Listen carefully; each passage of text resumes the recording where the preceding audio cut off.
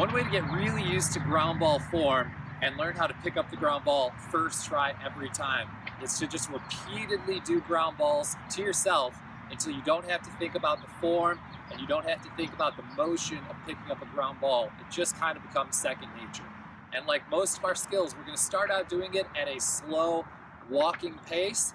Once we get used to that and we can pick it up first try every time while walking, we're going to move to a jogging pace and make sure we can pick it up first try every time while we're jogging. And then we're going to move to a full speed sprint ground ball, picking it up on the run. A couple of keys to remember while you're doing this drill. Just like we learned in our earlier video, use good ground ball form. Consistent form done the same way each time is going to help ensure that you're picking up that ground ball on the first try. We want to get low to the ground. We want to get right over the ball and make sure we're not reaching for it.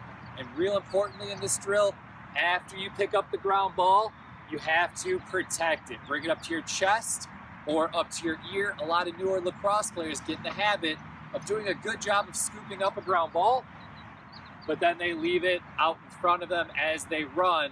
Stick is exposed, it's going to get checked by an opposing player, and you're going to end up dropping that ball. So real important, remember to bring that stick up to your chest or up to your ear where it's protected. You worked hard to pick up that ground ball. Don't let an opposing player take it away from you because your stick isn't protected. And lastly, as we pick up the ground ball, our focus with our eyes goes from looking down at that ground ball to bringing our eyes up so we can see the field. We have to focus on that ground ball for a couple of seconds while we're going for it, looking down at the ground ball. But as soon as we know we have possession and we're bringing it up to our chest or up to our ear, our eyes need to come upfield so we can see open teammates and so we can see approaching defenders.